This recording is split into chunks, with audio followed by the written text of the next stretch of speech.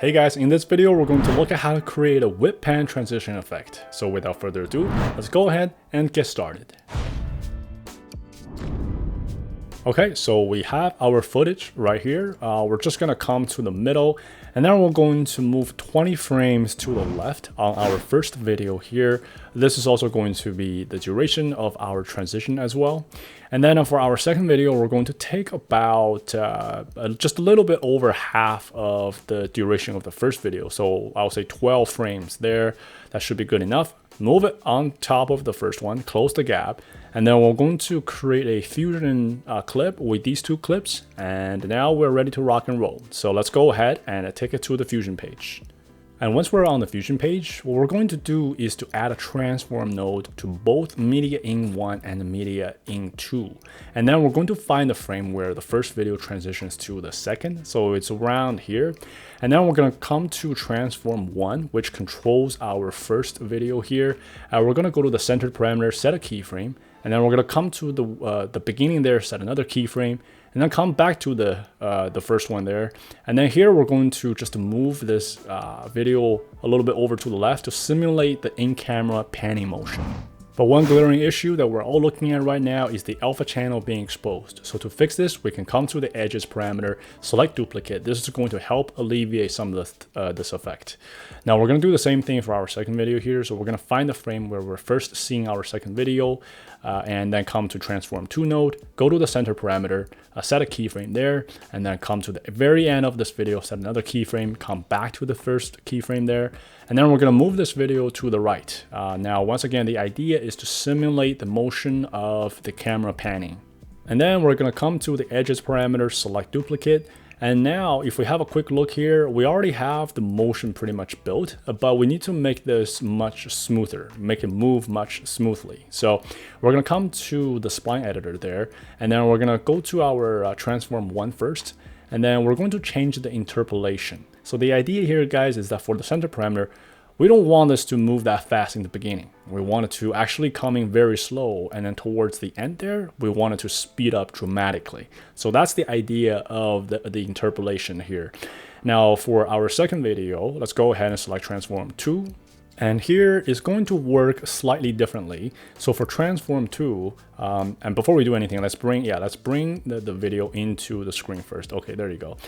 So for transform 2, we actually want this to start off very fast, and then towards the end, we want it to taper off. So it's almost like the opposite of the first video there. So once that's done, let's just close off spline editor, and then let's come back to the edit page. And let's go ahead and have a look at what we have so far. So guys, I think it's looking pretty good in terms of the motion. I think we're in pretty good shape so far. Now let's take it back to the fusion page and fine tune our transition here. So we're going to go to transforms 1, go to the settings tab, and then click motion blur. Now here we're going to play with the quality parameter first. I think I'm going to just kind of bump it up a little bit. I think that looks pretty good. Very much the same thing for shutter angle. I'm also going to bump it up. And then we're going to do the same thing for transforms 2 node. Just add this motion blur. I think it's going to be really nice touch. So if we look at the final effect, I think, yeah, guys, this just adding the motion blur is really taking this transition to the next level. So it's looking really good so far. But just like any effect, we can always see if we can do it differently to make it better. So we're going to come back to the fusion page and go to transform 1 and 2 and click off motion blur, right? So we're going to use a directional blur actually instead. So we're going to go to OpenFX, under blur, select directional blur, bring that into the node tree there. And now here, a couple things. First, we need to adjust the blur angle so that the blur is in the right direction. And then we can also bump up the blur strength too. But the thing is here, you can actually override this by manually typing the blur strength. And 1.5 looks pretty good there for blur strength. And then what we're going to do next is to set a keyframe at where the first video transitioned to the second, and then come to the beginning, bring all the way down to 0. This will automatically keyframe, and then come to the end, do exactly the same thing. So we now have 3 keyframes for blur strength. Okay, so next we're going to come to the spline editor, and then we're going to adjust the interpolation for the blur strength parameter. So the first thing we'll do is select all 3 points and then hit S key. This is going to change it to smooth, but we don't want the system default. What we want to do is to actually adjust the beginning and the end of it. So we're going to bring this beginning, the first handle, to the right quite a bit. So as you see that now, the blur strength is not as prominent in the beginning, but it's going to be very prominent in the middle. And then towards the end, once again, it's going to taper off. So we want to make sure that we bring this our last handle there a little to the left, so that's looking way much better.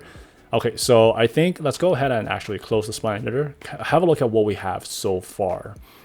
So guys, I think this directional blur is doing a pretty stellar job. I mean, it's not only adding a great blur to our movement, to our motion, but also hiding some of the imperfections as well. Okay guys, so I hope this tutorial helps, and I will see you next time.